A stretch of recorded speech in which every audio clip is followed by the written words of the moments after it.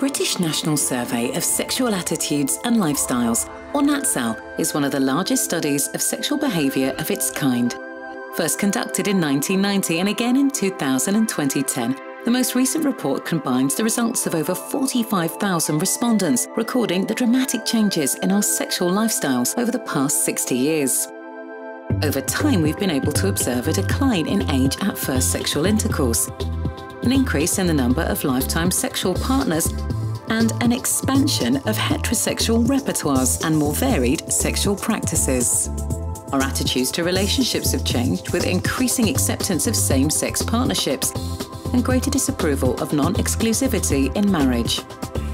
Reporting of recent sexual activity declined with age, and older people had lower levels of sexual satisfaction, with those in poor health reporting decreased sexual activity and lower satisfaction independent of age and whether or not they had a current partner.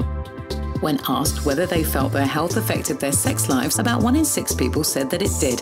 Of these, only 1/4 of men and 1/5 of women had sought any clinical help or advice. The third survey provides information on the prevalence and risk factors of 4 key STIs. The most common of these is the human papillomavirus, HPV.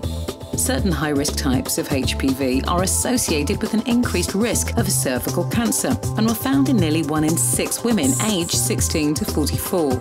Chlamydia affected slightly more than 1% of the population, peaking in younger age groups, whereas gonorrhea and HIV affected less than 1 in 1,000 and was limited to those with recognised high-risk factors.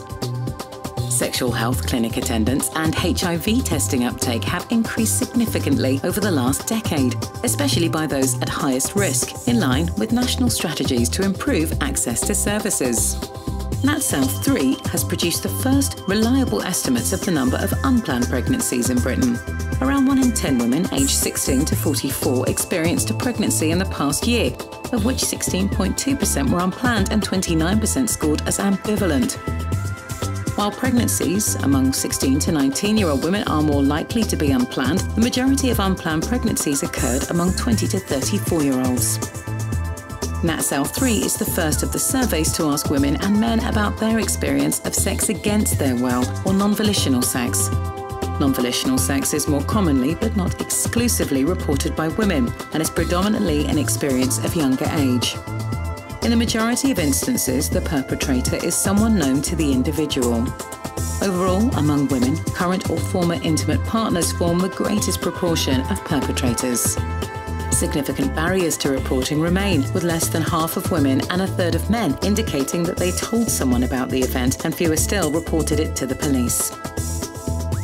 The dramatic changes in sexual lifestyles that have been captured by the 3 NatSal studies present both public health challenges and opportunities. Public health programs need to embrace the evidence of change to ensure that services and preventative interventions are appropriate for current lifestyles and that their aims are consistent with a broader definition of sexual well-being.